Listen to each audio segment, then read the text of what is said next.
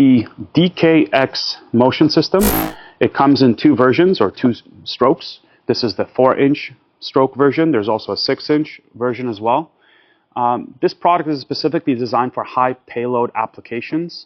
So while our DK2 here is our consumer product and supports up to 500 pounds on a 4-actuator system, this 4-actuator DKX system can support up to 5,000 pounds of dynamic mass at almost 8 inches per second.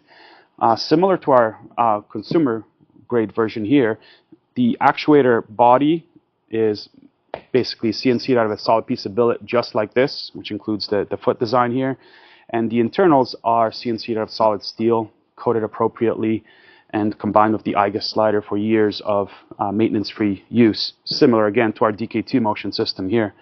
The foot design again allows for articulation, so whether you have this mounted like we already have on a full motion vehicle or a full motion platform for various OEM and R&D purposes, or various military applications, whether be it ground vehicles or aircraft of high mass and high payload. The motor is obviously much stronger, much different as well to be able to lift those payloads at such high speeds. So you would require a 240 volt power source, be it single phase or 3-phase, and each system does come with a custom controller just like this, built to your specifications with your own pigtail on the end to connect to your particular power needs.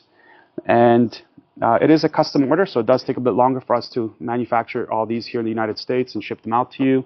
But we will work closely with you to make sure that whichever platform or system or vehicle that you're putting this into, that it's properly integrated and you're getting the max benefits of the stroke and the speed and the motion algorithms that come with our software as well. So let us know if you have any other questions. Please feel free to email us, call us, or leave a comment down below, and we'll be happy to answer anything about the DK4X or the 6X motion system that you see here for, again, for high payload or high mass simulation.